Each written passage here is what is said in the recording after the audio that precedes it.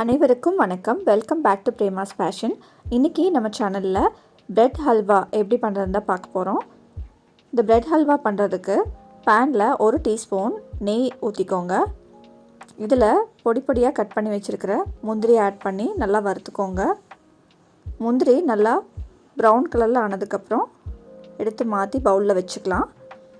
இப்போ கொஞ்சமாக திராட்சையையும் இதே மாதிரி வறுத்து எடுத்து வச்சுக்கலாம். அதே பேனில் நான் 4 ஸ்லைஸ் ப்ரெட் எடுத்துக்கிறேன். நான் இன்றைக்கி ஒயிட் ப்ரெட் தான் எடுத்துருக்கிறேன்.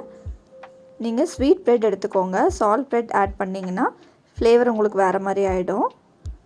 இப்போ இந்த ப்ரெட்டை 2 சைடும் நல்லா திருப்பி போட்டு கோல்டன் ப்ரௌன் ஆகிற வரைக்கும் டோஸ்ட் பண்ணி எடுத்துக்கலாம். நார்மலாக ப்ரெட் ஹல்வாக்கு ப்ரெட்டை ஆயிலில் போட்டு ஃப்ரை பண்ணி எடுப்பாங்க. நம்ம அந்த மாதிரி பண்ணாமல் கொஞ்சம் ஹெல்த்தியாக பண்ண போகிறோம். இப்போ இந்த ப்ரெட் 2 சைடுமே நல்லா டோஸ்ட் ஆகிடுச்சு. மாய்ஸ்சர் கொஞ்சம் கூட இல்லை. இதை எடுத்து வச்சுக்கலாம். வச்சுட்டு இப்போ அதே பேனில் 1 கப் பால் ஆட் பண்ணிக்கோங்க. 1 கப் பால் பார்த்திங்கன்னா 200 மில்லி பக்கம் இருக்கும். இந்த பால் நல்லா சுண்ட காய்ச்சணும். சுண்ட காய்ச்சினதுக்கப்புறம் நம்ம ஃப்ரை பண்ணி வச்சுருந்த ப்ரெட்டை பீஸாக கட் பண்ணி இதில் ஆட் பண்ணிக்கோங்க.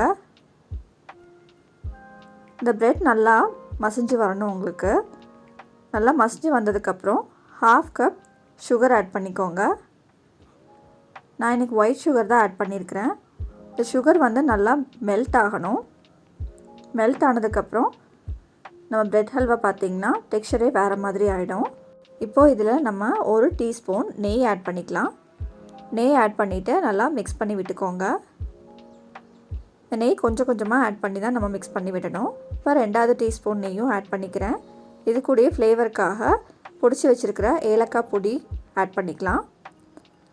இதெல்லாமே சேர்த்து நல்லா மிக்ஸ் பண்ணிக்கோங்க.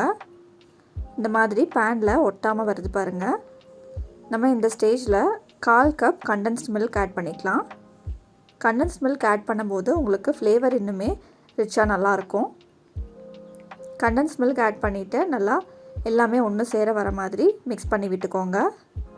கடைசியாக 1 டீஸ்பூன் நெய் விட்டுக்கலாம். நெய் விட்டுட்டு நல்லா கிளறி கொடுத்திங்கன்னா பேனில் ஒட்டாத மாதிரி வரும். அந்த டெக்ஸ்சருக்கு வந்தோன்னா நம்மளோட பிரெட் ஹல்வா ரெடி ஆகிடுச்சு. இப்போது நம்ம ஃப்ரை பண்ணி வச்சுருந்த முந்திரி திராட்சையும் ஆட் பண்ணிக்கலாம். நீங்களும் இந்த ரெசிபியை உங்கள் வீட்டில் ட்ரை பண்ணி பார்த்துட்டு மறக்காமல் உங்கள் ஃபீட்பேக்கை கமெண்ட் பாக்ஸில் கொடுங்க. நான் உங்களை இன்னொரு வீடியோவில் மீட் பண்ணுறேன். அது வரைக்கும் நன்றி, வணக்கம்.